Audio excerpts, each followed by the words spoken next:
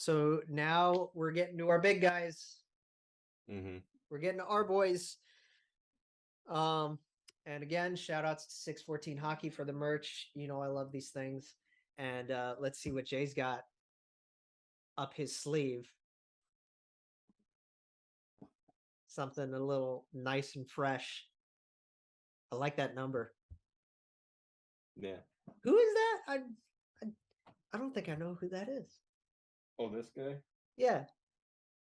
Well, this is number 13, so it's obviously Cam Atkinson. It's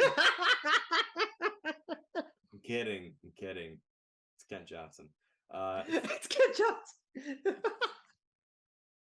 No, they went out and they signed Johnny Gaudreau, which was weird. God, I still can't get over that. It still hasn't sunk in that we got the biggest signing on the market. Mm-hmm. Like it just blows my mind. It blows my mind too. It's so surreal. We're starting to see a player like that. Yeah, we're starting to see the roster take shape. I texted you about a couple of decent cuts that they made because they sent Carson Meyer down, which I could have expected that he was at least going to start in the A. Yeah, he'll get some fourth line time this year. Yeah. The guy that I was more surprised about was Kirill Marchenko getting cut and sent down. I don't mind it because I think they wanted to give him a little bit more time on American ice. Yes. Because if they're gonna have him play and it's gonna be in the bottom 6, and if it's not even gonna be on a nightly basis, you might as well just have him in the A, right? Playing top 6 and adjusting. Yes. Playing first, second line minutes on the Monsters, he'll be fine. Plus, I think because I said this too, like Yegor Chinakhov has had a phenomenal camp. I feel very comfortable saying he's been the best player this preseason. He he's been the best. He has very much shined. Like after last year, where he looked lost at times, but there were flashes.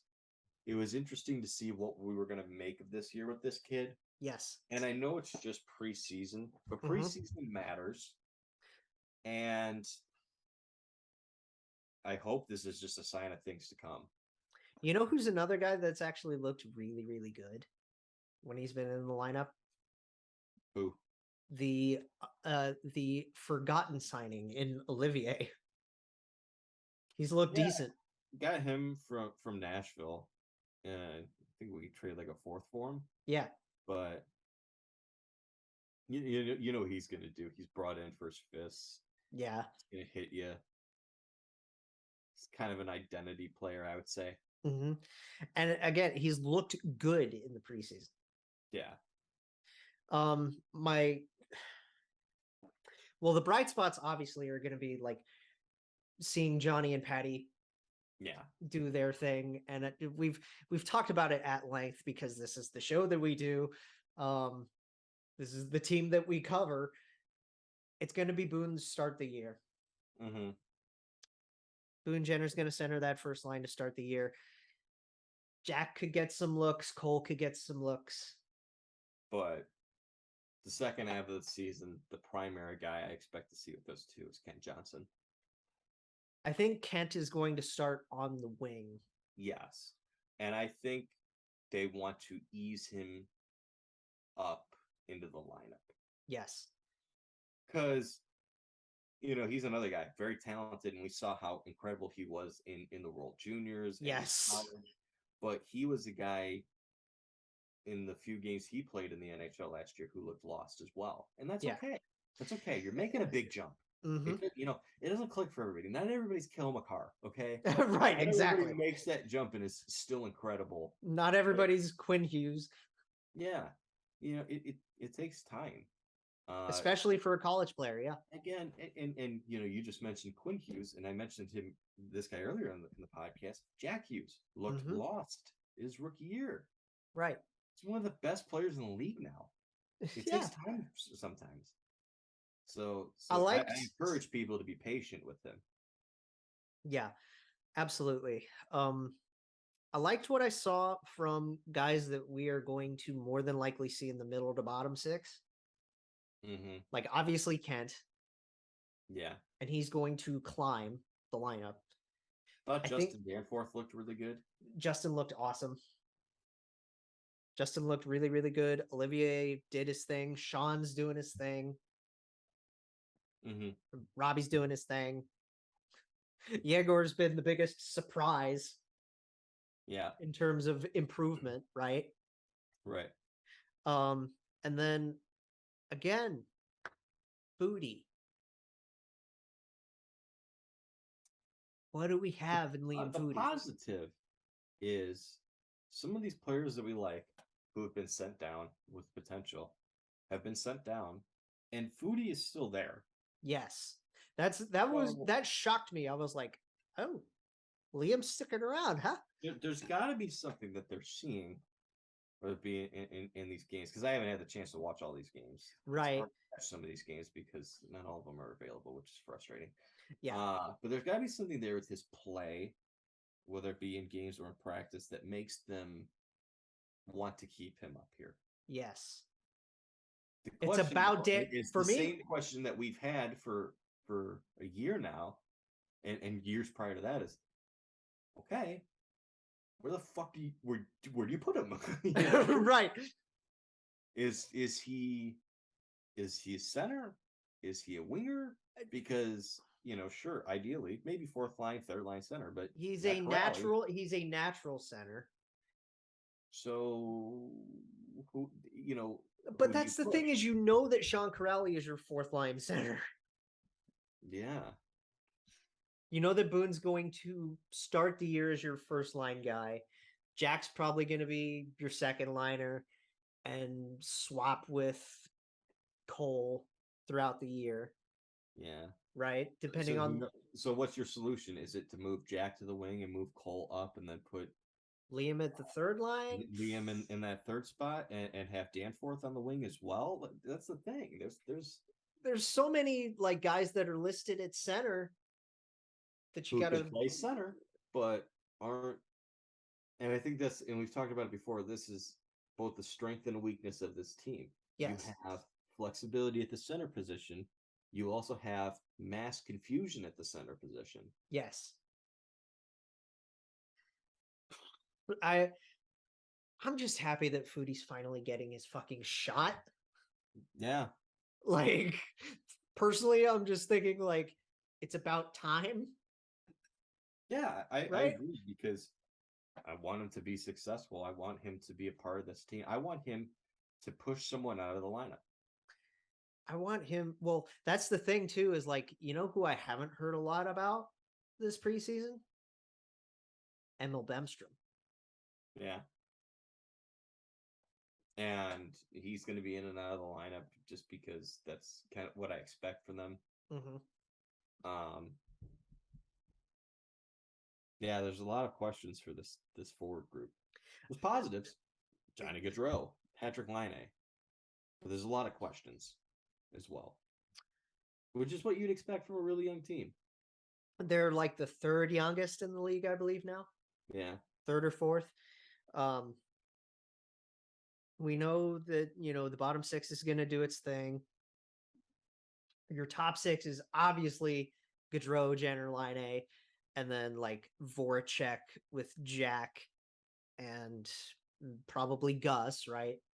I think that's the second biggest question I have this year for the Blue Jackets is, now that you've got a guy like Johnny Gaudreau, mm-hmm. What does that mean in the short term and in the long term for Jakub Voracek?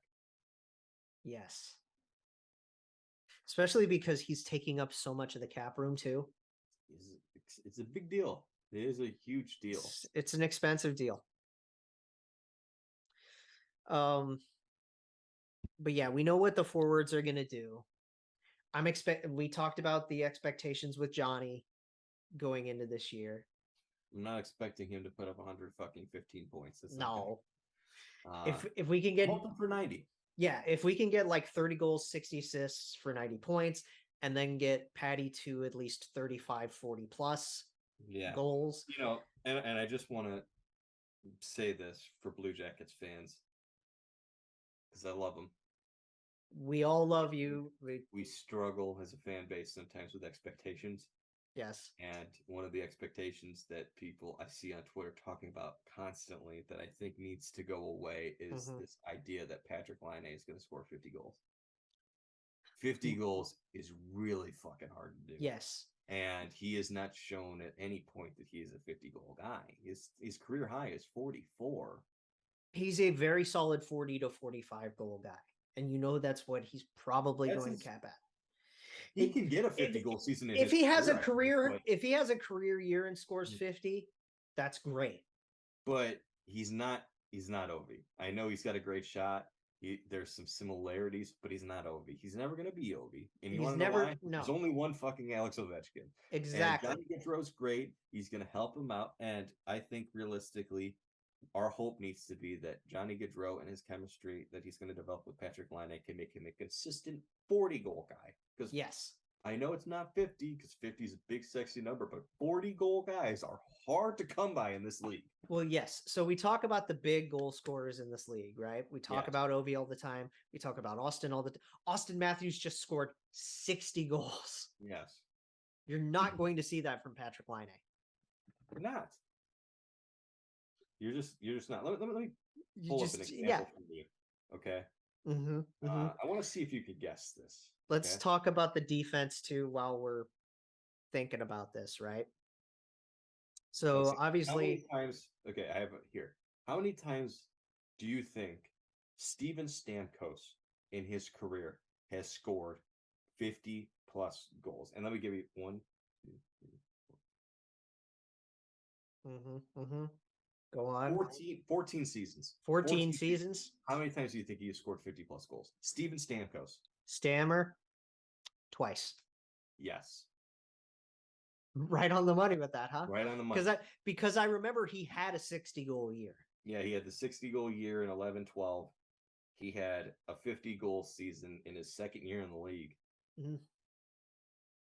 That's how hard it is to score goals in the National Hockey League. He had two 50-plus goal seasons in his first 4 years in the league. He hasn't done it since. Right, and he averages what, 35? Steven Stamkos, man. He averages 35, right?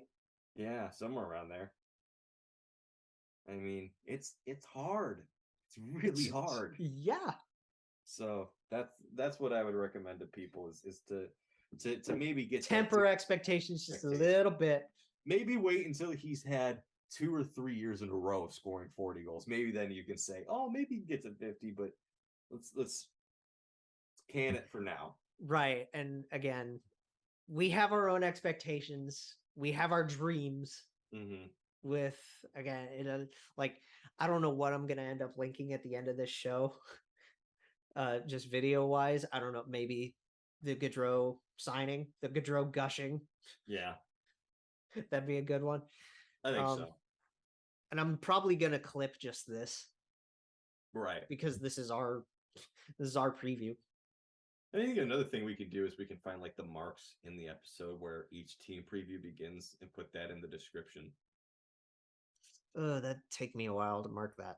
I can do that if you want me to, like just find out and then send you the text and then you could just edit and then I can edit it. Yeah. I'll edit it later because I know we don't do timestamps in our videos. Yeah, because it's a long process. But if we can even just put it in there like, hey, this is when the segment starts, then like maybe someone who's a Capitals fan could be like, oh, you know. Right, at least for our division. Right. Because these are our people, right? Yeah. So the defense, we know Z's going to lead the charge. It's the biggest question mark on this team because I think you've got 2 defensemen you really like. You got Zach Werenski, who's locked in long term. You really like him. You got Vlad Gavrikov. Big question with him. What's the deal here? I like him. I want him a part of this core long term. What are we going to do? Are we going to extend him? It's a big question for me. It is a question because we know what we want to see. Yeah, I want him locked up long term.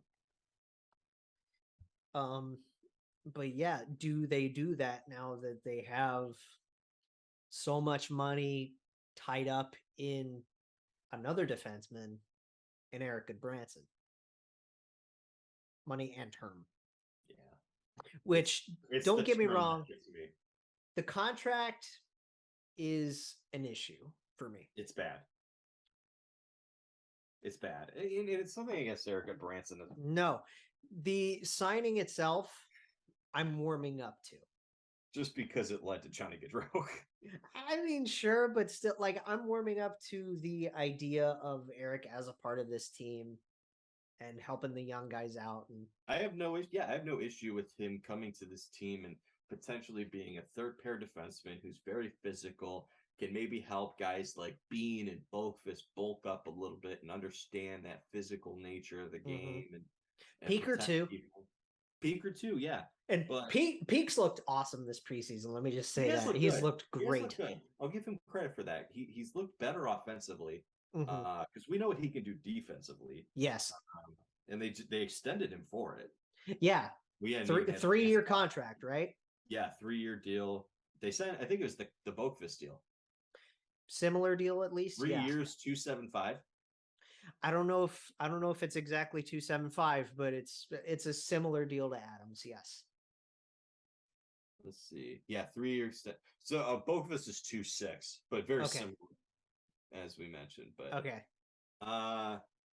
So yeah, I think Peak going the Peaks going the Nathan McKinnon petty route with 100,000 more. I like there's what I like about this defense is we kind of know where players fill in. Yes. We know that Z's your number one. We know that Gav's going to be on the second pair. He's your number 3. It's just that there's question marks around the young guys. There's question marks still around Peak. There's tons of question marks around Jake Bean. Still question marks defensively about Adam Boqvist. And then you have options. You have options for filling in the second pair with Gavi, which I'm sure to start the year, I think Lars is going to have Goody do that. Yeah. Which is fine. Right. That's fine. But still, I want to see guys come in like Christensen is a guy that you really want to see. Yeah. Well, also Nick Blankenberg. And blanks. We love ourselves some blanks. So there's interesting depth on defense with this. They also brought in Marcus Bjork. I'm not sure how he fits into He's going to be a depth guy. He's going to be an injury player. They still have Gavin Bayreuther. He's going to be another guy that's going to toil most of the time in the minors. And then a lot of depth at forward too. We mentioned Carson Meyer. They brought in Luoto, who's got a good relationship with Patrik Laine. Yeah.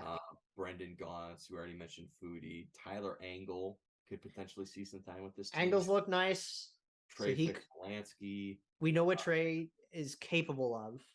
Trey Fix-Wolansky and Tyler Angle, to me, are incredibly similar players. Both those speedy 7th-round guys who have some upside.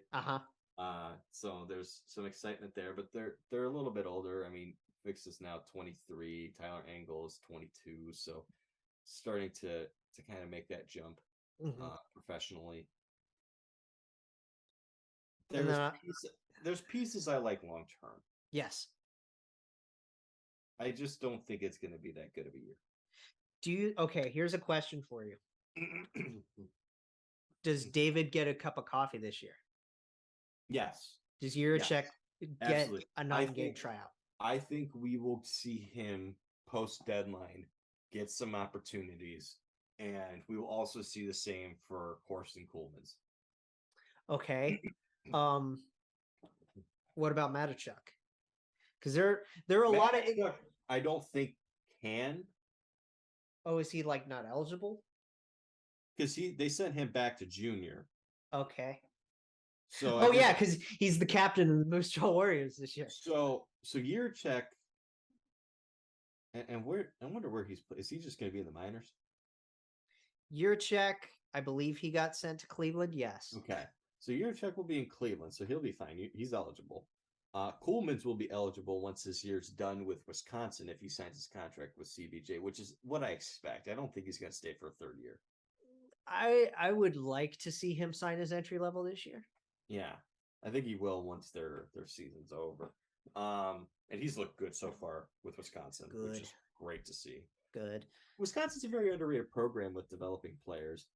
To see that with Case and Cole Caulfield and Keandre Miller very recently. Yeah.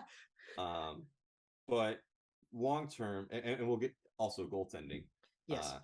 Elvis and Joonas again. Elvis and Joonas, and then like I'd imagine we're going to see at least a little bit this year from Tarasov. We're going to see a little bit of Tara. He looks nice. He looks healthy. He looked really good in the St. Louis game. He looks healthy, which is very, very good to see. Yeah. Especially after the injury and the surgery and all that. And Korpi, I believe, is going to be good to go. Yeah. Because there was the question mark with him having like another surgery this offseason, like recently. Here's the good news for Joonas Korpisalo. We talk about regression. Mm-hmm. Borderline fucking impossible to regress from last year. There's no, there has to be, God. There has to be no choice but improvement. Yeah. And this is a 1-year deal. This is his last chance, probably in the NHL. Mm-hmm. Make the most of it. Yeah. What I want to see from Korpisalo this year, I'm not expecting high numbers, crazy save percentage, goals against average. What I need to see from you this year, I need Korpisalo to prevent us from seeing Tarasov. Right. Without injury. Like if Elvis gets hurt and they have to bring him up, there's nothing you can do about that. But right. If you have to rely on Joonas, if you have to rely on Joonas and Tara, that's one thing. Right. If Elvis is healthy, I want him to play well enough to where we don't see Tarasov at any point this year.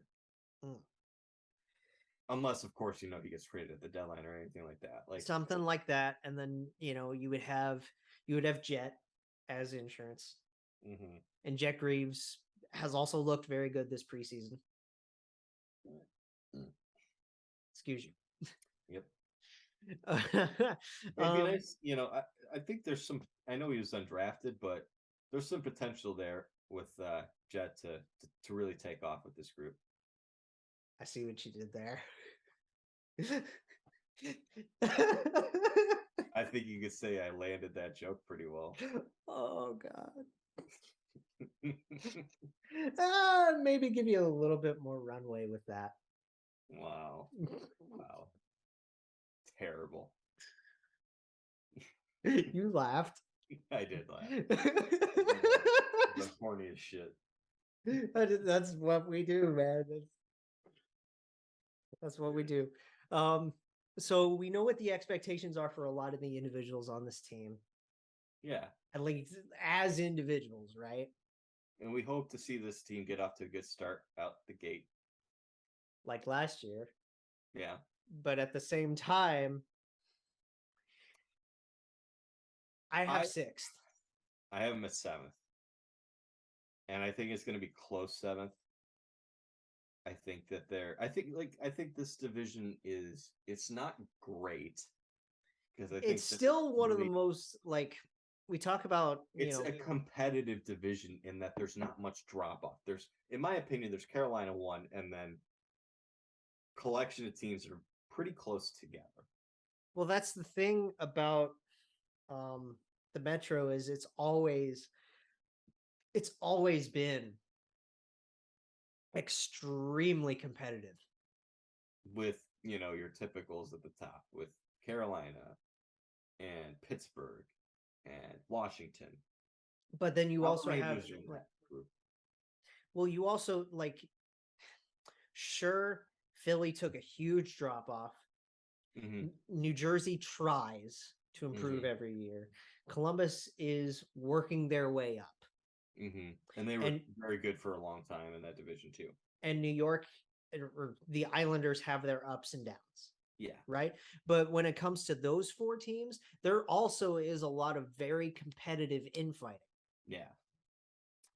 So when I say 7th, I know people instinctively when you look at a team that was basically 500 last year and then they add Johnny Gaudreau, how can that team finish 7th in this division? Well, I think that this team played above their weight last year. Yeah.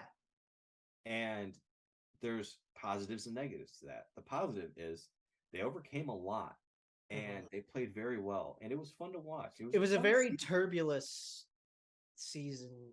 Like I know we didn't make the playoffs, but it was fun, wasn't it? The season started in July for us after Kivy passed. That's basically when the season started for the Columbus Blue Jackets last year. Right. And that was a huge overtone. And you know, other things that happened on top of that too. You traded away Seth Jones. You got rid of John Tortorella. Yes. You traded away Cam Atkinson. There was a lot of turnover with the roster and a lot of question marks. A lot of fan favorites. So, and this year you didn't have as much of that, but you did trade away Oliver Bjorkstrand. Mm-hmm. So how does this team not improve? I think for me, I think we're going to see some players take a step forward and other players take a step back. Yeah. Cole Stillinger is someone I really like.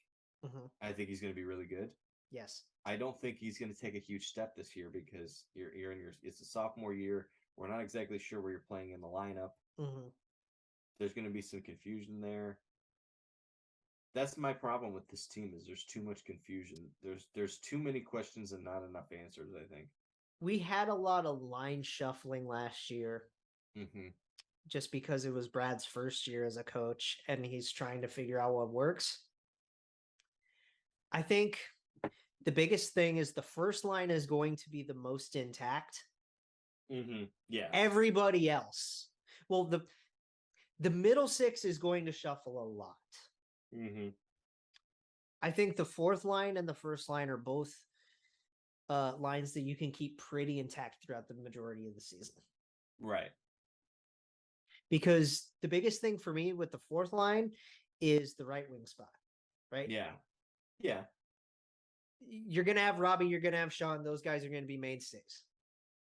You'll see Chinakhov at times there. You'll see Olivier at times there. We might see Marchenko at times there. Mm-hmm. It's a lot. And I think there's, honestly, so like there's a lot of questions at forward. I think forward, we're eventually going to get this figured out. And there's a lot of potential at forward and on defense for the future. And that's why I like this future. I like how this rebuild's going. It's an accelerated rebuild. Long term, I'm excited. I'm optimistic. But this upcoming season, there's too many question marks still on defense and at forward and in net with Korpisalo. Mm-hmm. For me to think that they're going to finish in the top half or close to the top half of this division.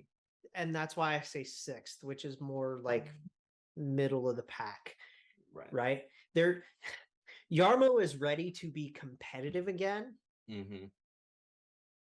But and I expect them to be competitive. I know that it sounds crazy like 7th, but I think point range, I have them finishing in the 77 to 81 point range. Very similar to last year. I can see a very slight improvement on that. Mm-hmm. I can see 78 to 84, maybe 85. Okay. And that I think that what this accounts for is we expect regression from last year, but that regression is offset by bringing in someone like Johnny Gaudreau. Yes, exactly. Similar finish. It's just other pieces kind of taper off a little bit. One player doesn't completely make or break anything. Right. But at the same time, if you bring in a superstar like a Gaudreau, that's going to push enough to give a slight edge.